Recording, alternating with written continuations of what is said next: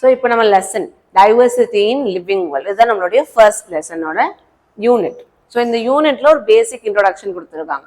இப்போ நீட்டை பொறுத்த வரைக்கும் பாட்னி ஜுவாலஜின்னு தனித்தனி புக்ஸ் கிடையாது. கம்ப்ளீட்டா 11th பயாலஜிக்கு ஒரு புக்கும் 12th பயாலஜிக்கு ஒரு புக்கும் இருக்கு. ஸோ இந்த ரெண்டு புக்குக்குள்ள இருக்கக்கூடிய எல்லா இன்ஃபர்மேஷன் மேக்ஸிமம் ரெலவெண்ட் எல்லா இன்ஃபர்மேஷனுமே நம்ம படிச்சுக்கிறது சேஃபர் சைட். அது இன்ட்ரோடக்ஷனா இருந்தாலும் சரி, இல்லை ஆத்தரை பத்தி கொடுத்தாலும் சரி, ஈவன் சம்மரியா இருந்தாலும் சரி, ஒவ்வொரு பெர்ஸ்பெக்டிவ் ஒவ்வொரு பாயிண்ட்டுமே இம்பார்ட்டன்ட். ஸோ நம்ம கம்ப்ளீட்டா ஸ்டார்டிங்ல இருந்து எண்டிங் வரைக்கும் ஃபுல் பயாலஜியை படிச்சிட்டோம்னா நம்ம கோல் என்னது 180 out of 180. அந்த கோல் எடுக்கிறது ரொம்ப ரொம்ப easy. So I will suggest எந்த டாபிக்கும் எந்த செக்ஷனையும் எதையும் மிஸ் பண்ணாதீங்க. உங்களுக்கு நிறையவே டைம் இருக்கு. ஸோ இப்போலேருந்து நீங்கள் ப்ராப்பரா நான் ப்ரொசீட் பண்ணுற ஸ்கெடியூலில் படிச்சுட்டு வந்து ப்ராப்பர் ரிவிஷன் இருந்தாலே ஈஸியாக மார்க் ஸ்கோர் பண்ணலாம். ஸோ நீட் மாதிரி காம்படிட்டிவ் எக்ஸாமில் ரொம்ப இம்பார்ட்டன்ட் என்னது consistency. So slow and steady daily ஒரு சின்ன சின்ன போர்ஷனை நீங்கள் ப்ராப்பராக படிச்சிங்கனாலே ஈஸியாக படிக்கலாம். ஓகே, ஸோ இன்னைக்கு நம்ம இந்த இன்ட்ரோடக்டரி செக்ஷனில் என்ன சொல்கிறாங்க அப்படின்னு பார்க்கலாம். ஸோ இன்ட்ரோடக்டரி செக்ஷனில் biology is a science of living forms and living processes. So life forms and living ப்ராசஸோட சயின்ஸை தான் ஆர் அதை படிக்கிறது தான் நம்ம என்னன்னு சொல்கிறோம் பயாலஜி. ஏன்னா இப்போ தான் சொன்னேன் பயோனால எதை டிஃபைன் பண்ணோம் லைஃப். அப்போ லைஃப் பற்றி படிக்கும்போது அதோடைய ஃபார்ம்ஸ்னா என்ன சொல்லலாம் டைப்ஸ். ஸோ அனிமல்ஸ் அதோட டைப், பிளான்ஸ் ஒரு டைப், அதே மாதிரி மைக்ரோப்ஸ் ஒரு டைப். இது மாதிரி டைப்ஸ் அது ஆர்கானிசம் பார்க்குறது லைஃப் ஃபார்ம்ஸ். அடுத்தது லிவிங் ப்ராசஸ். லிவிங் ப்ராசஸ்னா நம்ம உயிர் வாழ்றதுக்கு எந்தெந்த ப்ராசஸ்லாம் நடக்கணும், அதாவது எந்தெந்த விஷயமெல்லாம் நடக்கணும், அதை நம்ம என்னன்னு சொல்லலாம் லிவிங் ப்ராசஸஸ். ஒரு 2 எக்ஸாம்பிள் பார்க்கலாம். ஒன்று பிளான்ட்டோட பெர்ஸ்பெக்டிவ்ல ஃபோட்டோசிந்தசிஸ். ஆப்வியஸ்லி நம்மளால என்ன பண்ண முடியாது ஃபோட்டோசிந்தசிஸ் பண்ண முடியாது, பட் பிளான்ட்ஸ் ஃபோட்டோசிந்தசிஸ் பண்ணும். அப்போ அந்த பிளான்ட்டை உயிரோட வச்சிருக்கிறதுக்கு எது தேவை ஃபோட்டோசிந்தசிஸ் தேவை. அதே மாதிரி நெக்ஸ்ட் நம்மளோட பெர்ஸ்பெக்டிவ்ல ரெஸ்பிரேஷன். ஓகே, ஸோ ரெஸ்பிரேஷனுங்கிறது அனிமல்ஸோட லைஃப்ல ரொம்ப இம்பார்ட்டன்ட். ஈவன் பிளான்ஸ்லையுமே நடக்கும். நம்ம அடுத்து வர லெசன்ல பார்க்கலாம். ஓகே, இந்த மாதிரி லைஃப் ஃபார்ம்ஸ் அண்ட் லிவிங் ப்ராசஸை பற்றி படிக்கிறது தான் biology. The living world comprises an amazing diversity of living organisms. So நான் வீடியோ ஸ்டார்ட் பண்ணும்போது என்ன சொன்னேன் மை டியர் அமேசிங் லேர்னர்ஸ்னு. ஏன் அமேசிங்னு சொல்கிறேன்? So even YouTube, Instagram or any social media நீங்கள் எடுத்தீங்கனாலும் 1000 ways ஆஃப் டிஸ்ட்ராக்ஷன்ஸ் இருக்கு. பட் அவ்வளோ டிஸ்ட்ராக்ஷனையும் தாண்டி ஃபோக்கஸ்டாக படிக்கணும் அப்படின்னு இருக்கிறீங்க இல்லையா, அதனால தான் அமேசிங் லேர்னர்ஸ்ன்னு சொல்கிறேன். ஸோ அதே மாதிரி லிவிங் ஆர்கானிசமும் ரொம்ப அமேசிங். ஏன்னா அதில் நிறைய யூனிக்னஸ் இருக்கும், டிஃப்ரென்ஸ் இருக்கும், வேரியேஷன்ஸ் இருக்கும். ஸோ அதையும் நம்ம என்னன்னு சொல்லலாம் அமேசிங்னு சொல்லலாம். Early man could easily perceive the difference between inanimate matter. So இன்அனிமேட்னா என்ன கார்ட்டூன்ஸ் பார்க்குறோம்ல அதை என்னன்னு சொல்லுவோம் அனிமேஷன் அப்படின்னு சொல்லுவோம். அனிமேஷன் என்னது அதுக்கு ஒரு உயிர் கொடுக்கறது, அதாவது ஒரு மூவ்மெண்ட் கொடுக்கறது தான் அனிமேஷன் அப்படின்னு சொல்லுவோம். ஸோ லிவிங் ஆர்கானிசம் என்ன பண்ணுது அனிமேட்டாக இருக்கு, அதாவது it can move, it can do something that non living can not do. Okay, so அந்த மாதிரி இருக்கிறத லிவிங் ஆர்கானிசம் அனிமேட் அப்படின்னு சொல்லலாம். நான் லிவிங் என்ன சொல்லலாம் இன்அனிமேட் மேட்டர் அப்படின்னு சொல்லலாம். Early man deified some of the inanimate matter like எப்படி சொல்லலாம் விண்ட், சீ, ஃபயர், இதெல்லாமே என்னன்னு சொல்றோம் இன்அனிமேட். அதுக்கு எல்லாமே உயிர் கிடையாது அப்படின்னு சொல்றோம். Okay, so inanimate matter and was the sense of awe or fear that they evoked. Sorry, line message. A common feature of all such forms of inanimate and animate objects was a sense of awe or fear that they evoke. Okay, sense of ஏவ்னது புதுசாக ஒரு ஊருக்கு போகிறீங்க, புது விஷயங்களை பார்க்கும்போது நமக்கு எவ்வளோ சர்ப்ரைசிங்காக ஒரு ஆச்சரியமாக இருக்கும். ஸோ அந்த மாதிரி இருக்கிறது சென்ஸ் ஆஃப் ஏவ்னும் ஒரு ஃபியர்னா பயம். ஓகே, தெரியாத ஒரு இடத்துல கொண்டு போய் விட்டாங்கன்னா நமக்கு எவ்வளோ பயமாக இருக்கும். நீட் எக்ஸாம் எழுதும்போது படிக்காமல் போய் உட்காந்தோம்னா எவ்வளோ பயமாக இருக்கும். ஸோ அந்த மாதிரி சென்ஸ் ஆஃப் ஏவ் அண்ட் ஃபியர் இதை என்ன செய்ய முடியும் இந்த இன்அனிமேட் அண்ட் அனிமேட் ஆப்ஜெக்ட்ஸ் எது எலிசிட் பண்ணுது, எது உருவாக்குது, அந்த மாதிரி விஷயங்கள்லாம் நம்ம பார்க்கலாம். ஸோ இதுதான் a common feature of all such forms of inanimate and animate objects was the sense of awe or fear that they evoke. The description of living organism including human beings, அதாவது ஒரு உயிர் இந்த மாதிரி ஒரு organism இருக்கு. For example ஒரு டாகை பற்றி describe பண்ணோம்னா அதுக்கு 4 legs இருக்கு, அதோட இயர்ஸ் இப்படி இருக்கும், அதோட ஸ்கின் கலர் இப்படி இருக்கும், அதோட ஃபர் கலர் இப்படி இருக்கும். இந்த மாதிரி அதை பற்றி எக்ஸ்பிளைன் பண்ணுறோம் இல்லையா, அதை பற்றி சொல்கிறோம்ல, அதான் டிஸ்கிரிப்ஷன் சொல்லுவோம். இந்த டிஸ்கிரிப்ஷன்லாம் ரொம்ப லேட்டாக தான் ஆரம்பிச்சிச்சு ஹியூமன் ஹிஸ்ட்ரியில். ஏன்னா ஹியூமன்ஸ்க்கு முதல்ல நாம யாருன்னு புரிஞ்சுக்கணும், அதை இன்னொருத்தருக்கு கன்வே பண்ணணும், அது பல ஜென்மங்கள், அது பல வருஷங்களுக்கு அப்புறம் வரக்கூடிய மக்களுக்கு கன்வே பண்ணால் அது ரொம்ப பெரிய ப்ராசஸ். ஸோ அதனால தான் much later in human history அப்படின்னு கொடுத்துருக்காங்க. Societies with intelligent and anthropocentric. So இது ஒரு நியூ டேர்ம். ஆந்த்ரோபோசென்ட்ரிக்னா என்னது? ஹியூமனோட பாயிண்ட் ஆஃப் வியூ. ஸோ ஒவ்வொரு ஆர்கானிசம்க்குமே ஒவ்வொரு பாயிண்ட் ஆஃப் வியூ இருக்கும். பிளான்ட் அனிமல்ஸ்க்கு வேற வேற பெர்ஸ்பெக்டிவ் இருக்கும். ஸோ ஒரு ஹியூமனோட பாயிண்ட் ஆஃப் வியூவில் இருந்து பயாலஜியை பற்றி சொல்கிறோம். And register limited progress in biological knowledge. So பயாலஜியை பற்றின நாலேஜ், லைஃப் ஃபார்ம்ஸை பற்றின நாலேஜ் ரொம்ப ரொம்ப கம்மி. Systematic and monumental description of life forms brought in out of necessity. So இந்த ஆர்கானிசம்ஸ் எல்லாம் படிச்சு தான் ஆகணும். அதாவது அதுக்குள்ள இருக்க ஒற்றுமை என்ன, அதுக்குள்ள இருக்க வேறுபாடு என்ன, இது எல்லாத்தையுமே நம்ம படிச்சு தான் ஆகணுங்கிறது ஒரு கம்பல்சரியா, ஒரு நெசசரியா வந்துருச்சு. ஓகே, ஏன் நெசசரி? நம்மளை சுற்றி என்ன மாதிரி ஆர்கானிசம் இருக்குன்னு தெரிஞ்சாதான் அதுக்கேற்ற மாதிரி நம்ம இருந்துக்க முடியும். ஸோ ஒரு பிளான்ட் நீங்கள் எடுக்கிறீங்க, அது மெடிசினல் பிளான்ட்டா பாய்சனஸ் பிளான்ட்டான்னு தெரிஞ்சாதான் சாப்பிடலாமா வேணாமான்னு பார்க்கலாம்.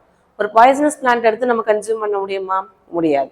ஸோ இந்த மாதிரி கிளாசிஃபிகேஷனுங்கிறது ரொம்ப இம்பார்ட்டண்ட்டாக ஆகவும் அதை என்ன செய்யறாங்க, கண்டிப்பாக படிச்சு தான் ஆகணும், அவுட் ஆஃப் நெசசிட்டி அப்படின்னு சொல்றாங்க. Detailed system of identification and nomenclature and classification. Identification என்னது? கண்டுபிடிக்கிறது. ஸோ ஒரு புது பிளான்ட் கண்டுபிடிக்கிறாங்கன்னா அதோடைய ஃபீச்சர்ஸ், அதோட கேரக்டரிஸ்டிக்ஸ் இதெல்லாம் பார்க்கணும். அடுத்தது நாமென்க்ளேச்சர், அதோட அப்பியரன்ஸை வச்சு நம்ம என்ன பண்ணலாம், அதுக்கு ஒரு பேர் கொடுப்போம். ஸோ அந்த பேர் கொடுக்குற ப்ராசஸை தான் நாமென்க்ளேச்சர் அப்படின்னு சொல்லுவோம். அதுக்கு அடுத்தது கிளாசிஃபிகேஷன். கிளாசிஃபிகேஷன் என்னது? பிரித்து வைக்கிறது. இப்போ நீங்கள் ஒரு சூப்பர் மார்க்கெட் போகும்போது என்ன பார்க்கலாம், ஒரு 4 விதமான செக்ஷன்ஸ் இருக்கும். ஒன்று ஸ்நாக்ஸ் செக்ஷன், இன்னொன்று இந்த டிட்டர்ஜென்ட்ஸ், சோப்பு, ஷாம்பு, இந்த மாதிரி செக்ஷன்ஸ் இருக்கும். அப்புறம் சமையலுக்கு தேவையான திங்ஸ் எல்லாம் ஒரு இடத்துல வச்சுருப்பாங்க. தென் வீட்டுக்கு அலங்கார பொருள் ஒரு இடத்துல வச்சுருக்கலாம். நிறைய செக்ஷன்ஸ் இருக்கும். இப்போ ஒரு எக்ஸாம்பிள், இப்போ நான் சொன்ன மாதிரி கிளாஸிஃபை பண்ணாமல் ரொம்ப ரஃப்பாக எந்தெந்த ஆப்ஜெக்ட்லாம் க்ரீன் கலரில் இருக்கோ எல்லாத்தையும் ஒன்றா எடுத்து வைங்க அப்படின்னு சொல்கிறாங்கன்னா அது எவ்வளோ கன்ஃபியூஷனாக இருக்கும். ஏன்னா ஃபுட் ப்ராடக்ட்ஸ்லையும் க்ரீன் கலரில் இருக்கிறது இருக்கலாம், அதேமாதிரி டிட்டர்ஜென்ட் அண்ட் லாண்ட்ரி ப்ராடக்ட்லையும் க்ரீன் கலர் ப்ராடக்ட் இருக்கலாம். ஆர் இன்னும் வேற என்ன சொன்னேன், அலங்கார பொருள்லாம் ஓகே, ஒரு க்ரீன் கலர் கிளாக், ஸோ அந்த மாதிரியும் இருக்கலாம். இப்போ இது எல்லாத்தையுமே சேர்த்து ஒரு இடத்துல வச்சுருந்தாங்கன்னா நமக்கு போய் எடுக்க ஈஸியாக இருக்குமா? ரொம்ப கஷ்டமாக இருக்கும். அதே மாதிரி தான் அந்த உலகத்தில் எவ்வளோ டைப் ஆஃப் ஆர்கானிசம் இருக்குது, எல்லாத்தையுமே ஒரு கரெக்டான கிளாசிஃபிகேஷன் பண்ணலைன்னா அதை ஐடென்டிஃபை பண்ணுறதுக்கும் அதை யூஸ் பண்ணுறதுக்கும் ரொம்ப ரொம்ப கஷ்டமாக இருக்கும். ஸோ இது மூணுமே ரொம்ப important. The biggest spin-off of such studies was the recognition of the sharing of similarities. So classify பண்ணிக்கிட்டே வரும்போது அவங்க என்ன கண்டுபிடிக்கிறாங்கன்னா, ஒரு ஆர்கானிசமுக்கும் இன்னொரு ஆர்கானிசமுக்கும் ஏதோ ஒரு விதத்தில் ஒரு சிமிலாரிட்டி இருக்குது. இப்போ நமக்கு கண்டுபிடிச்ச மாதிரி மங்கீஸ், ஹியூமன்ஸ் ரெண்டு பேருக்குமே சில கேரக்டர்ஸ் மேட்ச் ஆகுது. சில கேரக்டர்ஸ் மேபி பிஹேவியரலாக இருக்கலாம், சில பிஹேவியர்ஸாக இருக்கலாம், ஆரல்ஸ் அவங்களோட அனாட்டமி, மார்ஃபாலஜி, சில கேரக்டர்ஸ் வந்து மேட்ச் ஆகுது அப்படின்னு கண்டுபிடிக்கிறாங்க. இந்த கண்டுபிடிக்கிறது எதனால நடந்துச்சுன்னா கிளாசிஃபிகேஷன் பண்ணதால தான். ஸோ அந்த சிமிலாரிட்டி எப்படி இருக்காம், ஹாரிசாண்டலாகவும் இருக்கான், வெர்டிக்கலாகவும் இருக்கான். அது என்ன horizontal, vertical? So very simple example கொடுக்குறேன். So first imagine your grandmother. Okay, அதுக்கப்புறம் உங்க மதர், அண்ட் தென் யூ, நீங்க இருக்கீங்க, தென் உங்க சிஸ்டர் ஆர் பிரதர். இது உங்களுடைய ஒரு ரஃப்பான ஃபேமிலி ட்ரீ. இப்போ இதில் நீங்கள் அண்டர்ஸ்டாண்ட் பண்ண வேண்டியது என்ன, இல்லை நான் என்ன உங்களுக்கு ட்ரை பண்ண சொல்ல வரேன் அப்படின்னா, just a minute.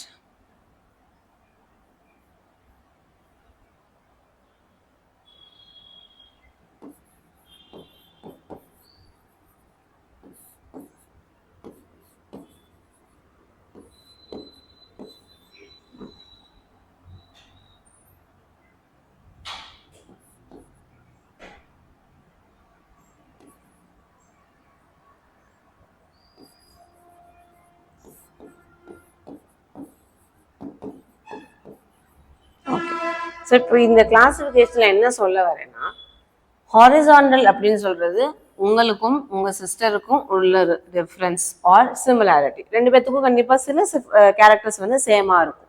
Maybe hair texture, hair colour, இல்லைனா அப்பியரன்ஸ் இருக்கலாம். சில பேர்த்துக்கு நோஸ் ஸ்ட்ரக்சர், இந்த மாதிரி ஒவ்வொரு விஷயம் வந்து சிமிலராக இருக்கும். ஸோ அந்த மாதிரி ஒரே லெவலில் இருக்கிறத ஹாரிசான்டல் சிமிலாரிட்டினும், மேலே இருந்து லைக் கிராண்ட் மதருக்கு இருக்க சில கேரக்டர் கண்டிப்பாக யாருக்கு இருக்கும், மதருக்கு இருக்கும். மதருக்கு இருக்க சில கேரக்டர்ஸ் கண்டிப்பாக யாருக்கு இருக்கும், உங்களுக்கு இருக்கலாம். ஸோ இந்த மாதிரி வரத வெர்டிக்கல் சிமிலாரிட்டின்னு சொல்றாங்க. ஸோ இந்த ரெண்டு விதமான சிமிலாரிட்டியையும் நம்மளால நேச்சர்ல இருக்கக்கூடிய எவல்யூஷன்ல பார்க்க முடியுது. That all present day living organisms are related to each other and also to all other organisms. So நம்ம பார்க்குற எல்லா ஆர்கானிசமே எப்படி இருக்கு, ஒன்னோட ஒன்று ரிலேட் ஆயிருக்கு. Okay. That all present day living organisms, all living organisms are related to each other and also to all that ever lived on this earth. So இப்போ இருக்கக்கூடிய ஆர்கானிசம் மட்டும் இல்லை, அதாவது இப்போ நம்ம உயிரோட இருக்கக்கூடியது அப்சர்வ் பண்ணக்கூடிய ஆர்கானிசம் மட்டும் கிடையாது, சிலது அழிஞ்சு போயிருக்குன்னு சொல்லுவாங்களே எவல்யூஷன்னால. இப்போ டைனோசர், அந்த மாதிரி சில அனிமல்ஸ் எல்லாம் டைனோசர்ஸ்லாம் அழிஞ்சு போயிருக்கும். அப்போ நம்மள மாதிரி ஆர்கானிசம் நம்ம டைம் ஸ்கேல்ல வாழ்றது மட்டும் கிடையாது, ஈவன் பாஸ்ட்ல வாழ்ந்த ஆர்கானிசம் கூட நமக்கு நிறைய சிமிலாரிட்டிஸ் இருக்க சான்ஸ் இருக்கு அப்படின்னு கண்டுபிடிச்சிருக்காங்க. Was a revelation which humbled man and led to cultural movements for conservation of biodiversity. So இந்த மாதிரி நமக்கும் இன்னொன்னுக்கும் ஒரு கனெக்ட் இருக்கு அப்படின்னு தெரிஞ்சுக்கிட்டதுக்கு அப்புறம் என்ன செய்யணும்னு நினைக்கிறாங்க, அதை பாதுகாக்கணும். இந்த பிளான்ஸாக இருக்கட்டும், அனிமல்ஸாக இருக்கட்டும், அதை நம்ம பாதுகாக்கணும் அப்படிங்கிற ஸ்டெப்ஸை வந்து கொஞ்சம் கொஞ்சமாக எடுத்து வைக்கிறாங்க. ஸோ இந்த following chapters of this unit. So இந்த சாப்டர்ல வேற என்னென்ன இந்த யூனிட்ல வேற என்னென்ன சாப்டர்ஸ் எல்லாம் இருக்கு. ஸோ ஃபர்ஸ்ட் சாப்டர் என்னது, லிவிங் வேர்ல்ட், அதை நம்ம கவர் பண்ணிடலாம் பாட்னியில். தென் பயாலஜிக்கல் கிளாசிஃபிகேஷனையும் கவர் பண்ணிடுவோம். Finally plant kingdom and animal kingdom மட்டும் எதில் வரும், அனிமல் கிங்டம் மட்டும் ஜுவாலஜியில் கவர் பண்ணுவோம். ஸோ மற்றது எல்லாமே பாட்னியில் கவர் பண்ணிக்கலாம். ஓகே, ஸோ இதெல்லாமே இந்த யூனிட் கீழே வருது, diversity in living world. You will get a description including classification of animals and plants from a taxonomist perspective. So taxonomist na yaar, one who studies taxonomy or one who studies taxa. Studies taxa nu சொல்லும்போது இங்க இருக்க concept எல்லாமே வரணும். Identification, classification, அந்த concept சொன்னோம் இல்லையா, அது எல்லாமே கவர் பண்ணணும். ஐடென்டிஃபிகேஷன், நாமென்க்ளேச்சர், கிளாசிஃபிகேஷன், இது எல்லாத்த பற்றியும் ஸ்டடி பண்ணுற பீப்புளை தான் நம்ம யாருன்னு சொல்லுவோம், டாக்ஸானமிஸ்ட் அப்படின்னு சொல்லுவோம். அதை பற்றி தான் நம்ம இந்த லெசனில் கவர் பண்ணுவோம். Okay, so as much you study the concepts, அதை கான்ட்ரிபியூட் பண்ண சயின்டிஸ்ட்டை பற்றி தெரிஞ்சுக்கிறதும் சயின்டிஸ்ட்டை பற்றி படிக்கிறதுமே ரொம்ப ரொம்ப இம்பார்ட்டன்ட். ஓகே, ஸோ அதனால அந்த மாதிரி உங்களுக்கு கொடுத்துருக்க சயின்டிஸ்ட் எர்னஸ்ட் மேயர். ஸோ இவரோட லைஃப் சும்மா நீங்கள் கான்செப்டுக்காகவும் மார்க்காகவும் மட்டும் இல்லாமல் அதை படிக்கும் போதுமே ரொம்ப இன்ஸ்பைரிங்காக இருக்கும்.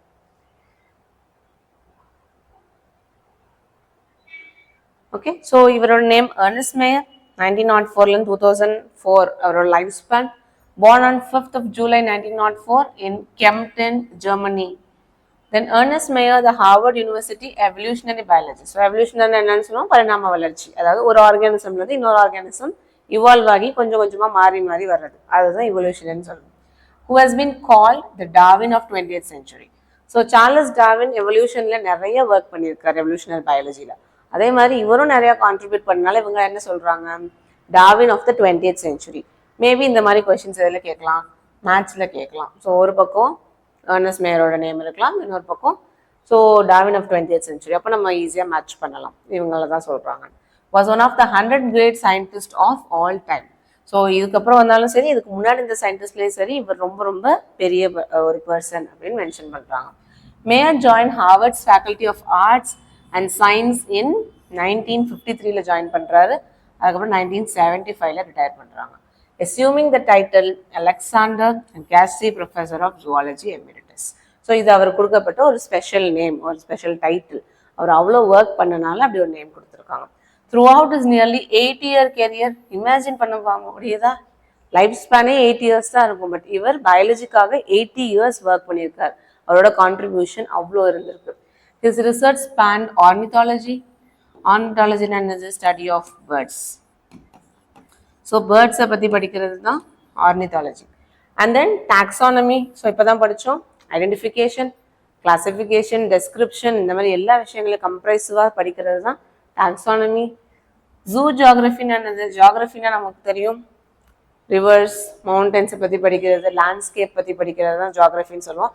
அங்கே என்ன மாதிரியான அனிமல்ஸ் எல்லாம் வாழுது, ஓஷனில் எப்படி இருக்கும், மவுண்டன்ஸில் எப்படி இருக்குது, வேலியில் எப்படி இருக்குது, இதெல்லாமே படிக்கிறது ஜூ ஜியாகிரஃபின்னு சொல்லுவாங்க. அதுக்கப்புறமா அகெயின் எவல்யூஷனை பற்றி படிக்கிறோம். சிஸ்டமேட்டிக்ஸ், இந்த டாக்ஸானமி கூட எவல்யூஷனரி கான்செப்டை சேர்த்தோம்னா அது நம்ம சிஸ்டமேட்டிக்ஸ் அப்படின்னு சொல்லுவோம். And the history and philosophy of biology. இந்த மாதிரி நிறைய இம்பார்ட்டன்ட் விஷயங்களை ஏர்னஸ்ட் மேயர் கான்ட்ரிபியூட் பண்ணியிருக்காரு.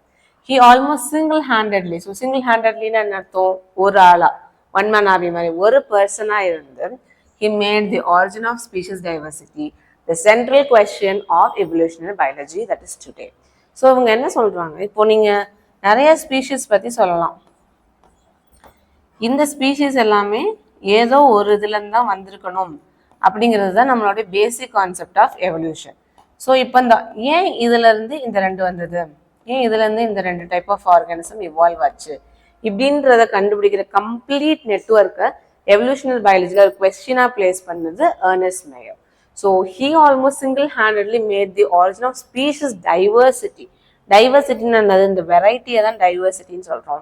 The central question of evolutionary biology that it is today. Okay. And then next, he also pioneered the currently accepted definition of biological species. So biological species. So speciesக்கு நிறைய definition கொடுப்பாங்க.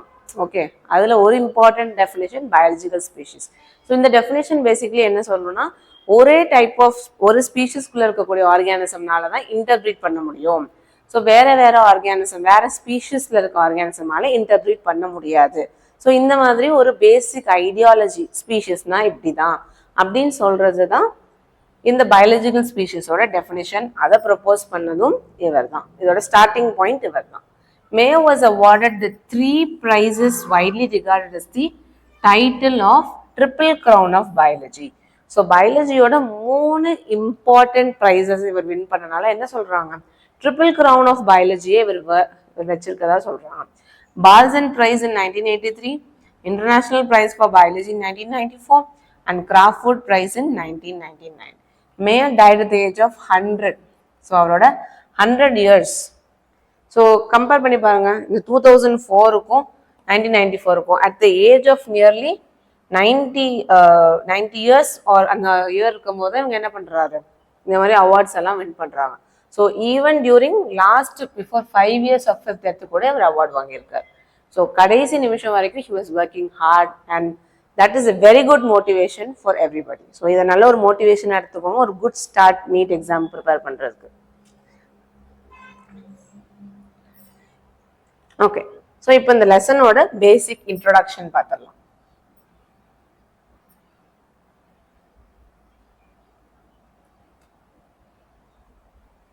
Okay, so the living world. So லெசனோட title எதை convey பண்ண நினைக்குது, ஏன் வேர்ல்டுன்னு use பண்ணியிருக்காங்க, எர்த்துன்னு use பண்ணியிருக்கலாம், பட் லைஃப் ஃபார்ம்ஸ் பற்றி படிக்க போகிறோம்.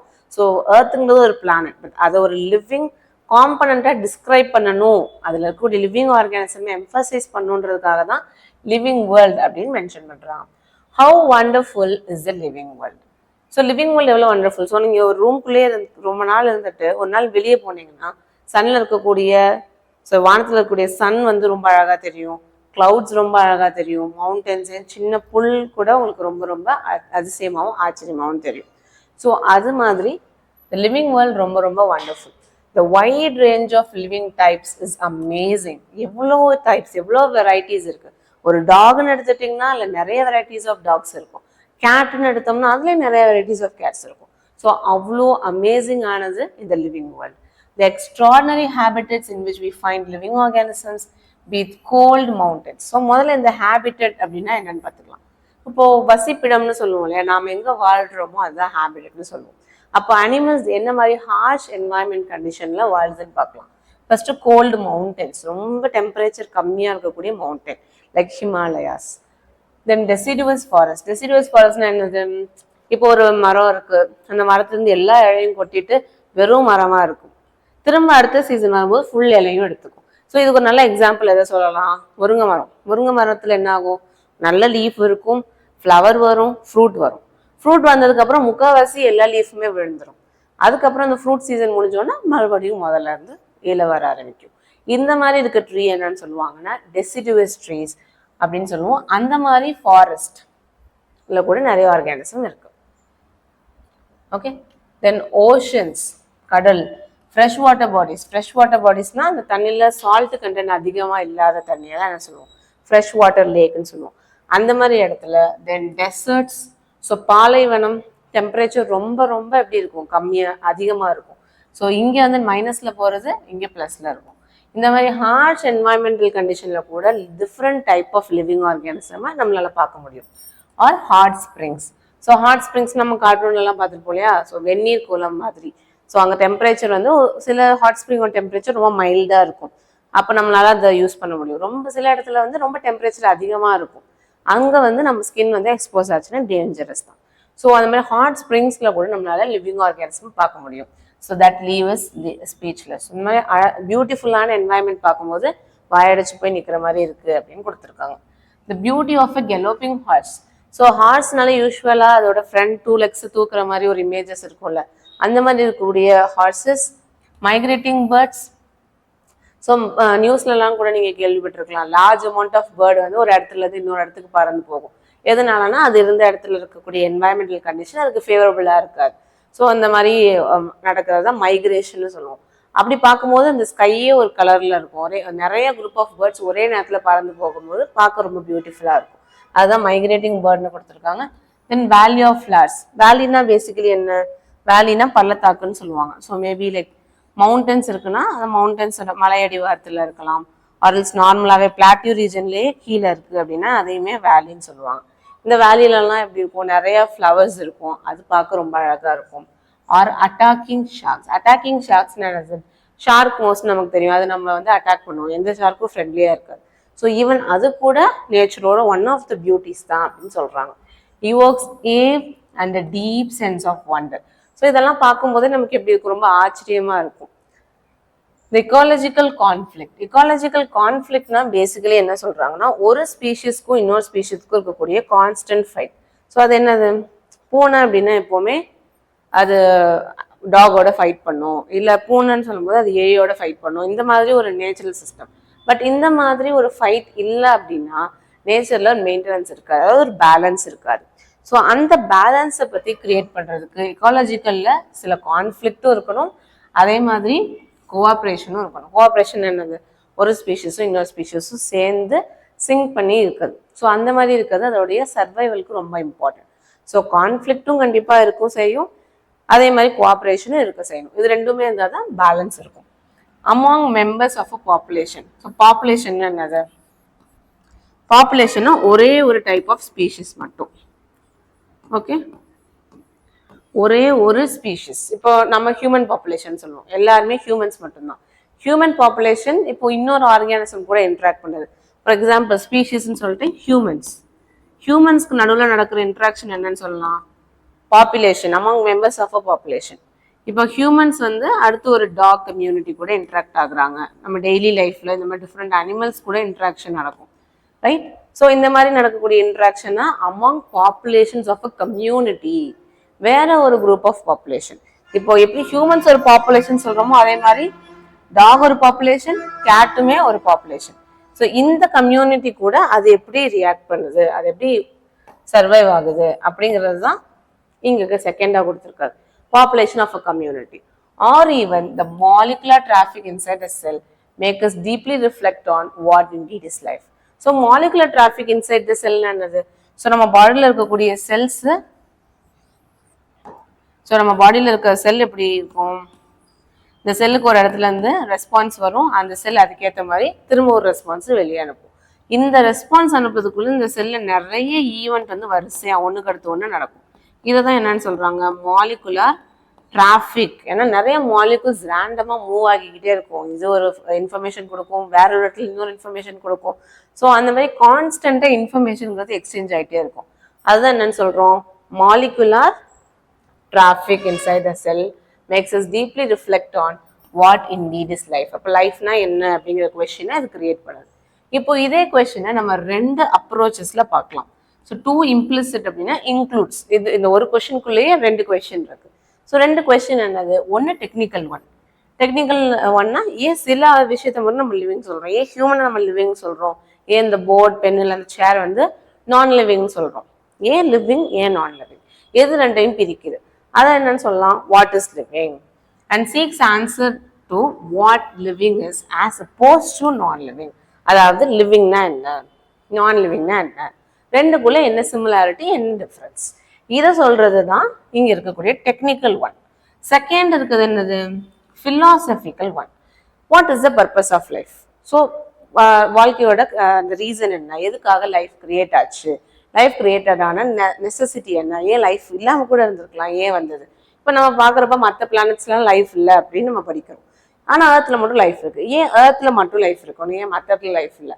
இந்த மாதிரி philosophical ஒன்றும் படிக்கலாம். பட் நீட்டோட பெர்ஸ்பெக்டிவ்ல என்ன அட்வான்டேஜ், நமக்கு இந்த philosophical பெர்ஸ்பெக்டிவ் தேவையில்லை.